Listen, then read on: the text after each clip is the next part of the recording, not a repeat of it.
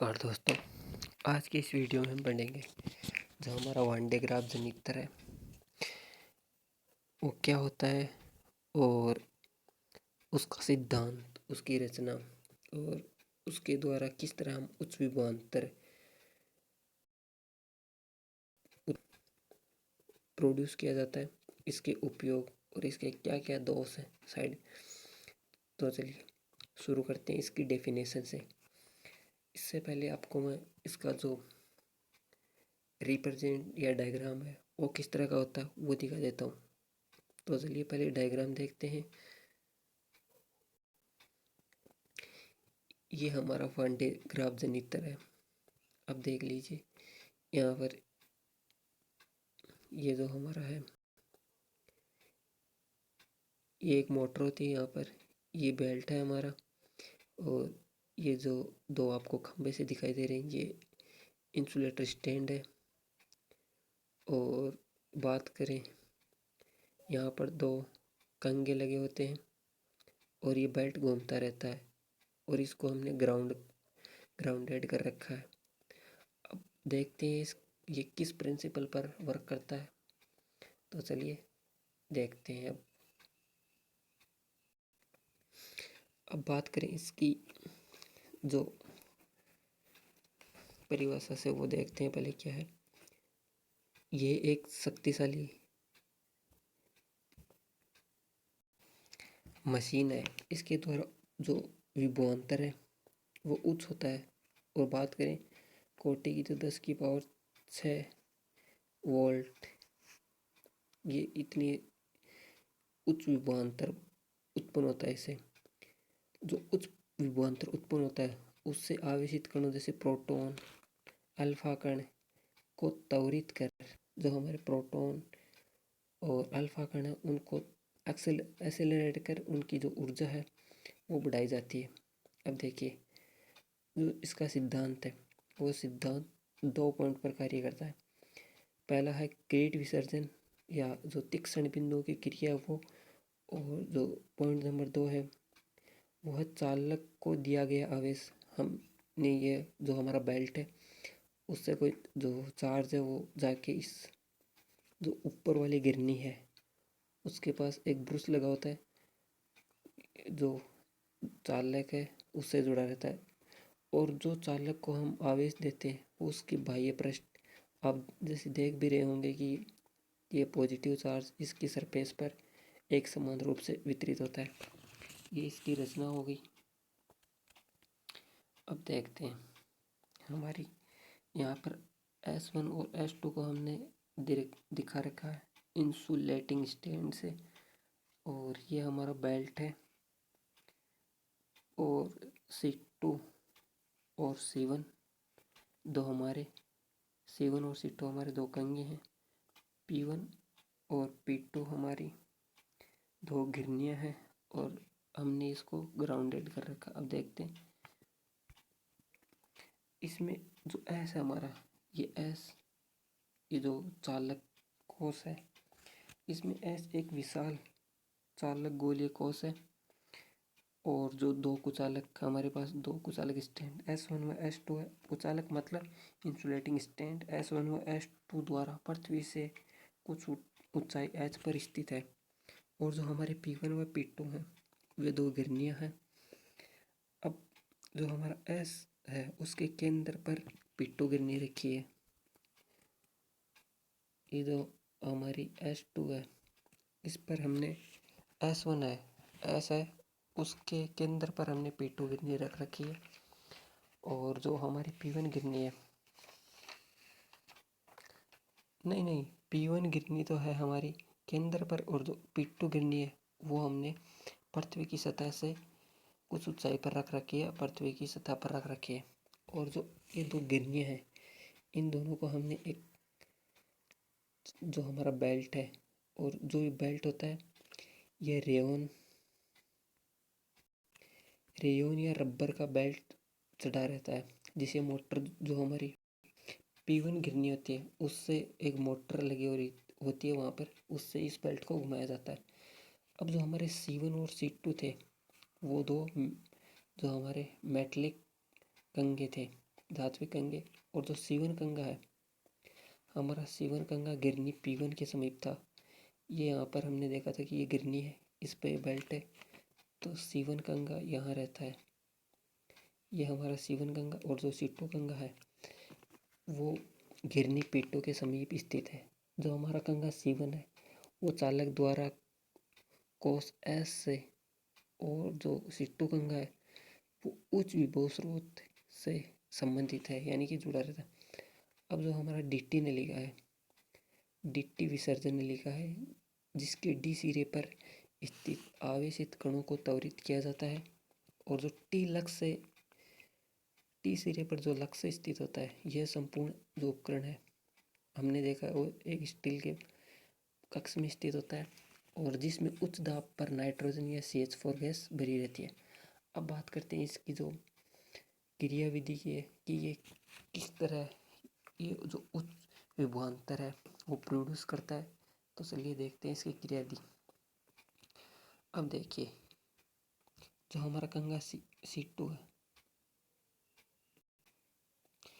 जो हमारा कंगा C2 है वो देखिए,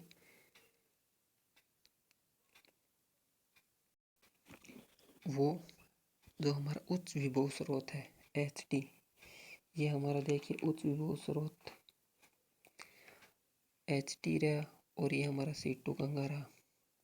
तो जो C2 कंगा वो HD उच्च विभव स्रोत के धन टर्मिनल, ये जो हमारा HD का धन टर्मिनल उससे कनेक्टेड रहता है। और जो ये इस धन टर्मिनल से कनेक्ट रहने के कारण जो हमारा C2 कंगा है उसके जो सिरों हैं या जो नोकें का कंगा है तो कंगे की जैसे नोक रहती है, उसी तरह C2 की जो नोकें हैं उन पर धन आवेश होता है। अब जो हमारी तीक्ष्ण बिंदु की क्रिया होती है उससे C2 की जो हमारी नोक है उससे बेल्ट पर, जैसे कंगा इस तरह का होता है हमारा जो, और ये HD से पॉजिटिव टर्मिनल से होने के कारण जो इसके सिरे हैं ऊपर उन पर धनावेश रहता है। और ये धनावेश है किरीट विसर्जन की जब क्रिया होती है तो ये धनावेश इस बेल्ट पर आ जाता है, बेल्ट घूमता है, तो ये धनावेश जो होता है वो बेल्ट के साथ घूमकर जो हमारा C1 कंगा रहता है, देखिए ये हमारा C1 कंगा रहा। अब C1 कंगा है, इस पर फिर से एक किरीट विसर्जन की जो प्रक्रिया या जो कहे प्रेरण के कारण कंगे C1 है उसकी नोकों पर ऋणावेश, और जो इसकी पीछे की सतह है उस पर धनावेश प्रेरित हो जाता है क्योंकि ये पॉजिटिव। तो इस पर जो C1 कंगा है उसकी नोकों पर ऋणावेश प्रोड्यूस हो जाता है, और प्रेरण के कारण तो यहाँ पर पॉजिटिव चार्ज आता है। ये पॉजिटिव चार्ज जो तार है, चालक तार है, उससे इस चालक कोस S पर एक समान रूप से वो हमारा डिस्ट्रीब्यूट हो जाता है। अब देखिए, जो प्रेरित धनावेश था वो चालक तार में प्रवाहित होकर S पर पहुंच गया तथा इसकी जो बाह्य पृष्ठ है उस पर एक समान रूप से वितरित हो गया। यह हमारा पॉजिटिव चार्ज है, वो एक समान रूप से वितरित हो रखा है। अब देखिए, जो हमारी तीक्ष्ण बिंदु की क्रिया है वो उसके कारण जो हमारा C1 कंगा है, देखिए ये हमारा C1 कंगा है, ये नोक है उनसे बेल्ट पर ऋणावेश फुहारित होता है। अब यहाँ पर भी तीक्ष्ण बिंदु की क्रिया होती है जिसे यहाँ से ऋणावेश बेल्ट पर आता है, और बेल्ट पर पहले से ही पॉजिटिव चार्ज प्रेजेंट था तो यहाँ से ये नेगेटिव चार्ज आएगा, और जो हमारा ऋणावेश बेल्ट पर आएगा तो धनावेश को उदासीन कर देता है, क्योंकि धनावेश पहले जो हमारा C2 कंगा था उसके कारण हुआ था, और C1 जो कंगा वो बेल्ट पर ऋणावेश चार्ज देगा तो दोनों यहाँ पर न्यूट्रल चार्ज हो गए, जो हमारा बेल्ट है वो न्यूट्रल हो जाएगा। अब देखिए, जो हमारा उदासीन बेल्ट है, ये हमारा बेल्ट है तो ये घूमकर वापस ये बेल्ट ऐसे घूमेगा। अब न्यूट्रल बेल्ट इधर बेल्ट पर पॉजिटिव चार्ज था, लेकिन अब बेल्ट पर कोई चार्ज नहीं है, ये बेल्ट न्यूट्रल हो। अब यहाँ आया, यहाँ से वापस इस पर पॉजिटिव चार्ज आएगा और C1 जो कंघा है वो इसको नेगेटिव चार्ज देगा, बेल्ट फिर से जो है वो न्यूट्रल हो जाएगा।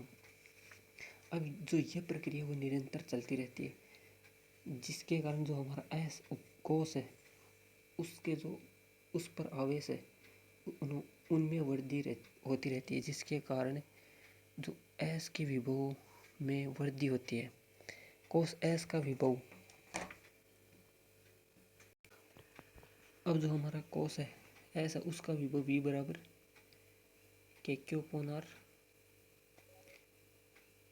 KQ/R। तो जो हमारा विभव है वो प्रोपोर्शनली Q के होता है। अब देखिए आगे बात करते हैं। अब जैसे जैसे आवेश में वृद्धि होती रहती है, उसी तरह से जो हमारा एस कोस है Q बढ़ेगा तो विभव बढ़ेगा, तो विभव में वृद्धि होती रहती है, जिसके कारण जो हमारा इलेक्ट्रिक फील्ड है उसमें वृद्धि होती रहती है। अब जब विद्युत क्षेत्र बढ़ाकर, अब देखिए जो हमारा विद्युत क्षेत्र है इन्हें विद्युत क्षेत्र को बढ़ाकर वायु की भंजन सीमा 3 × 10⁻⁶ वोल्ट प्रति मीटर से अधिक हो जाता है, तो वायु का आयनन हो जाता है। मतलब जो पास जो हमारा एस कोस है उसके पास जो एयर है उसका आयनाइजेशन हो जाता है, जिसके कारण आवेश क्षरण प्रारंभ हो जाता है। अब आवेश क्षरण की रोकथाम के लिए जो हमारा स्टील का कक्ष है उसमें उच्च दाब पर नाइट्रोजन या CH4 गैस भरी रहती है। अब इस जो हमारा वान डे ग्राफ जनित्र है इसके उपयोग क्या क्या है, तो इसका उपयोग है उच्च विभवांतर उत्पन्न करने में। जैसे हमने देखा कि जैसे चार्ज बढ़ेगा, चार्ज लगातार बढ़ रहा है तो जो विभव है वो भी लगातार बढ़ रहा है, तो एक उच्च विभवांतर उत्पन्न करने में इसका उपयोग किया जाता है। और इसके द्वारा आवेशित कण जैसे प्रोटॉन, अल्फा कण इत्यादि को त्वरित कर सकते हैं। और जो हमारी नाभिकीय भौतिकी न्यूक्लियर फिजिक्स में और नाभिकीय विखंडन इनमें इसका उपयोग किया जाता है। अब इसके दोष क्या हैं, बात करें इसकी हानियाँ दोस्त, तो इसके द्वारा जो उत्पन्न उच्च विभवांतर है अधिक होने के कारण ये घातक है, क्योंकि जो हमारा पोटेंशियल है वो हाई हो गया, तो इसके साथ काम करना एक तो असुविधाजनक हो गया, क्योंकि इसका जो आकार है वो बहुत बड़ा होता है और इसके द्वारा जो उत्पन्न विभवांतर है वो अधिक होने के कारण ये घातक हो सकता है। तो ये था हमारा वान डे ग्राफ जनित्र, इसका सिद्धांत, इसकी क्रियाविधि, इसका डायग्राम, किस तरह हम इसको रिप्रेजेंट करते हैं, इसके क्या क्या उपयोग है और क्या इसके साइड इफ़ेक्ट या दोष हैं। तो इस वीडियो में हम यहाँ तक ही कवर करेंगे। आपका यहाँ तक देखने के लिए धन्यवाद।